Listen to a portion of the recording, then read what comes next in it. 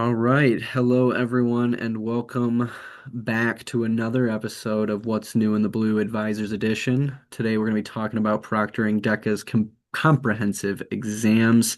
But I first want to take a moment just to appreciate each of you helping proctor this test. Couldn't do what we do without you, so let's hop in.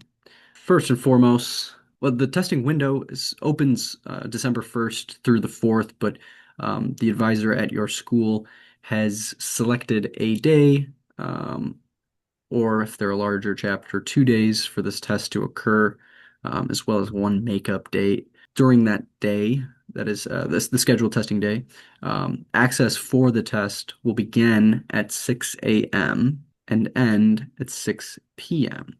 Keep in mind, though, that your support hours are limited to 7:30 a.m. to 5 p.m.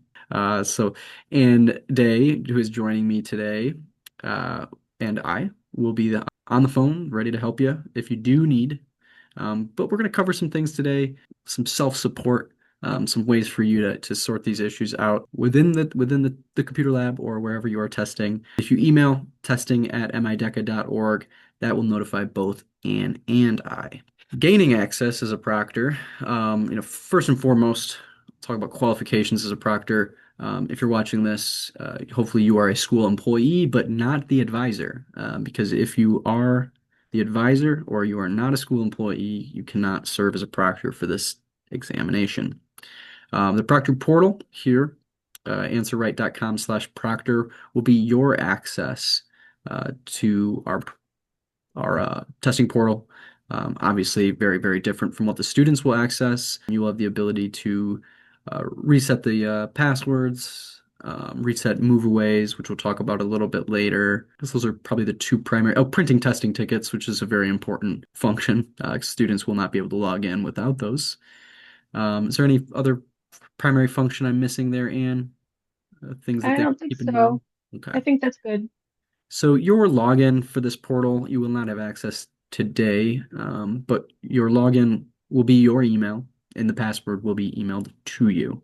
That'll follow the close of conference registration, which is on the 21st. When you do log in, you'll see an electronic proctor agreement.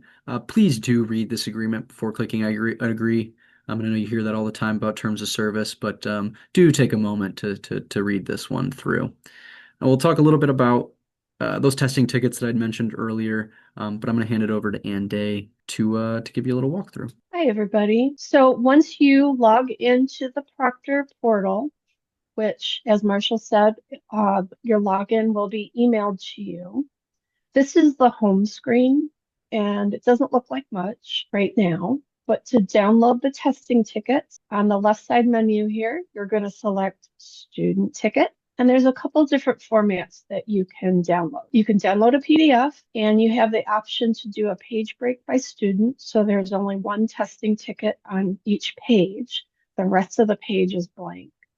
Or you can leave it unchecked and you will get testing tickets, 8 on a page that you can cut up to give to the student. CSV is good if you want to mail merge, but really the PDF is already set for you. That's the way I would recommend that you do. So you'll select your school, and we're just using this as an example. And you can either choose all students or students not started yet. This option is great for your makeup day if you just want to print the students that just haven't started yet. But in the beginning, you probably want all students. And it gives you an option by test. Choose all tests. That way it covers every student. You're not going back and clicking a bunch of different times. And when you click print, it will download. Here's the example of the testing tickets. There would be 8 on a page, 4 down, 2 across. You can cut them up for the students, their names at the top, their login ID and password, and their URL. Now, this URL is different than your Proctor URL, and it's also different from the practice test portal if the students have utilized that. So if they're having login issues, that's the first thing to double check that they're using this URL. and that the password is case sensitive. We'll get back to that in a minute. There is a signature line. We don't use it, so do not. You don't have to bother with having them sign that. They will sign the testing roster. So for the testing roster, you basically do the same thing. You go back to the home page, you select student roster, and again, there's a couple different options here. I definitely recommend choosing the PDF. That way you don't have to format anything. And again, you have the option to print all students or not started yet. For the roster, it's probably best to use all students. If there was students added after your initial print, you might want the not started yet selection. Select all tests, and when you click print, it shows up as a link. It doesn't automatically download, but it is a PDF. And here's the testing roster that you'll get. It does give options that you can check off when you've given them their testing ticket and when they're finished or return the testing ticket. And this is where you're on the comments line. This is where you're going to have the students sign in for testing. And we do use this if there is some sort of discrepancy or we have a question about a test.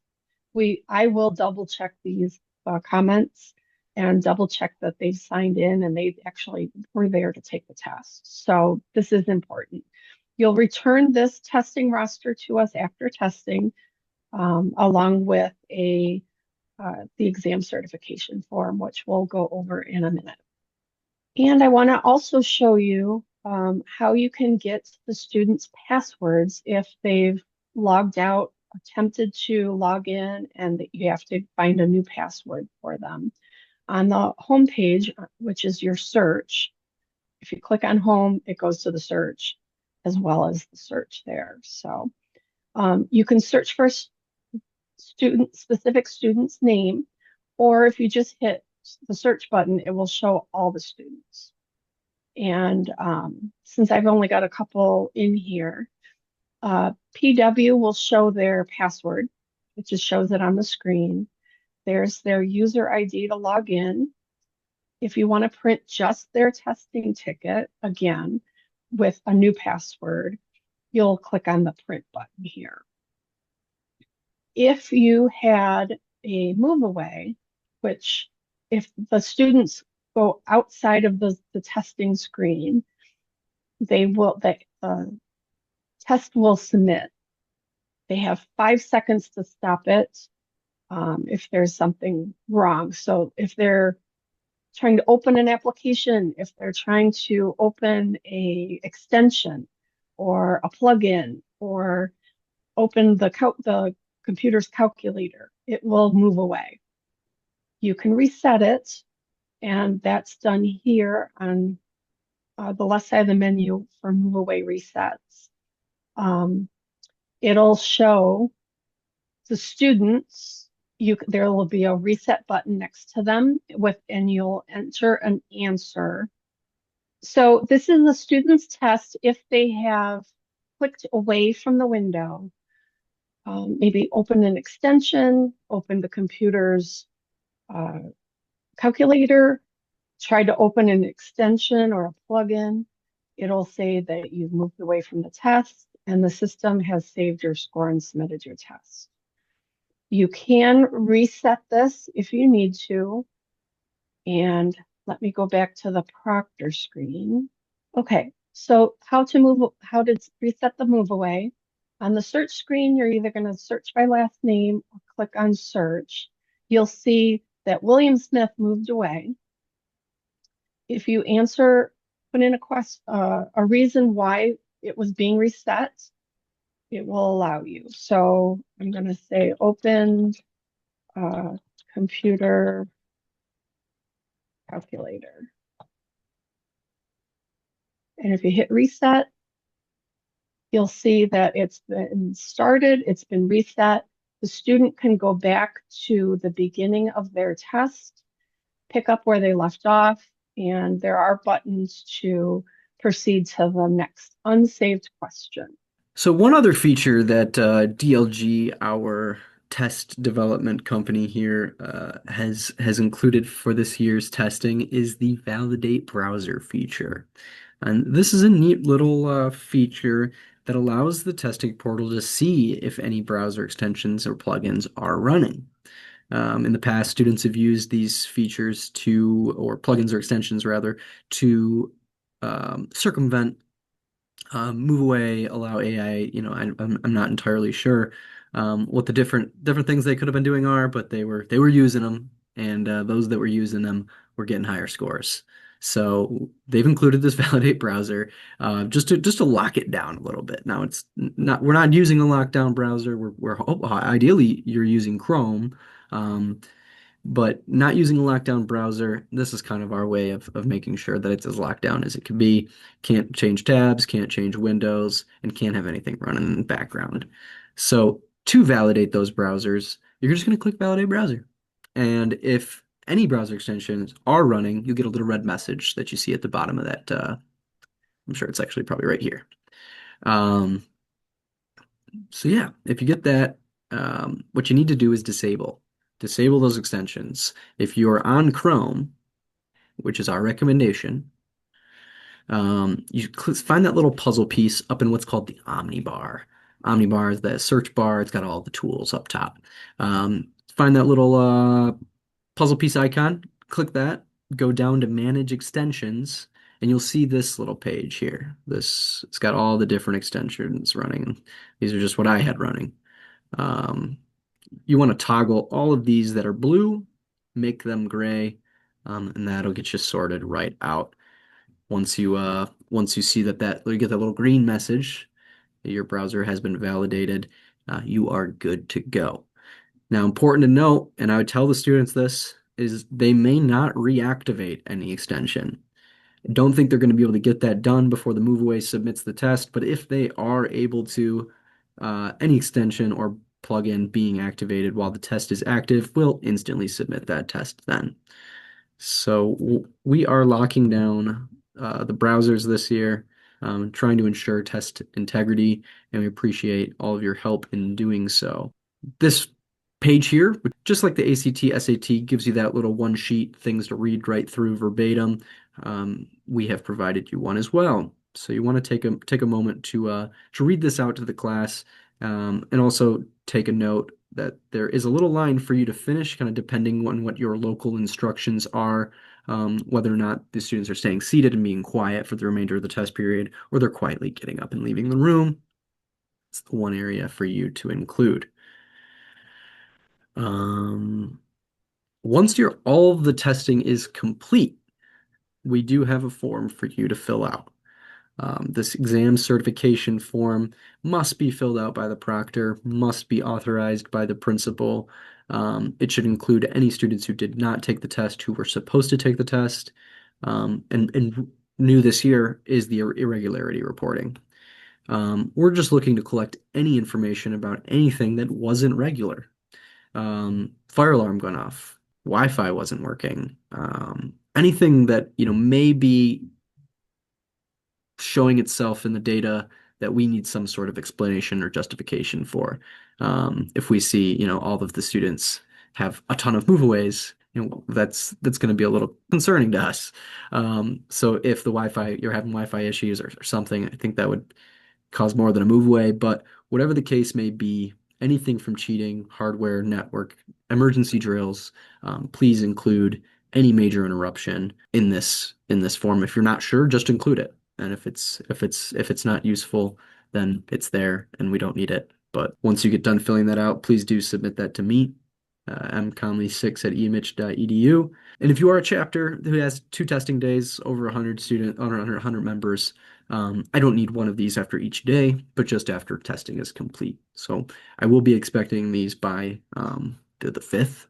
So please, please, please be proactive, and get these filled out and sent off to me. Couple best practices, students should never be taking exams on their personal computers, particularly this year. We'll talk about this in just a minute, MAC addresses to ensure that all of the computer devices, the devices that the students are using, are the same.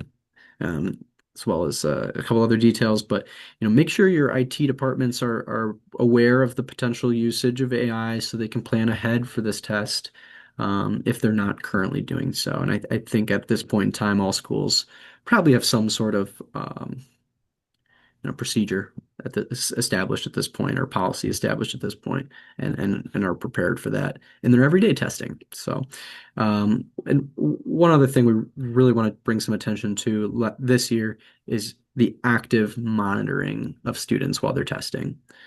Proctors should be behind the student screens in a place where they can observe what the student is doing and moving around and really looking out for the, I think the biggest problem this year is going to be devices. Maybe it's not phones, but AI devices are starting to emerge in these types of tests. So be on the lookout for that, and that's going to require you do some moving around. Like I said before, some of the things that we will be monitoring for um, browser type. What kind of browser are you on? Um, Obviously, we're not going to be penalizing people if they're using Edge or Firefox or Safari, but there are a couple browsers that could be insightful. That'll be something we're looking for. Browser plugins, even Docs and Grammarly, cannot be running when this test is going on. The number of moveaways, like we said, the test is going to submit after 3 seconds, but we will be monitoring the amount of moveaways occurring. IP addresses. There is no remote testing for this, so we will be looking out to see who's testing from non-school locations and MAC address. If I see every student in the school is taking the test on a Chromebook, but there's one Mac, that's going to raise some concerns. And the other thing to keep in mind is we have added an observers policy. You may be visited by either a DECA staff member or a former advisor helping us out to ensure that all of these policies and procedures are being followed and your chapter is compliant through this test. So if you've watched this and you still have some questions, check out the webpage mideca.org/testing. We have a lot of great resources on here, how-tos for each of the functions we've talked about today. And then for any advisors tuning in, we do have a PowerPoint that we produce just for you to give to your students to talk about some of this stuff as well as a episode on preparing your students for online testing. Other than that, I think we've covered it all. I just want to say thank you one more time for your role in ensuring fair and compliant testing environment for members across the state of Michigan and want to appreciate Ann Day for tuning in to explain the things that I couldn't. I hope you all have a great rest of your day. Best of luck to all of your students.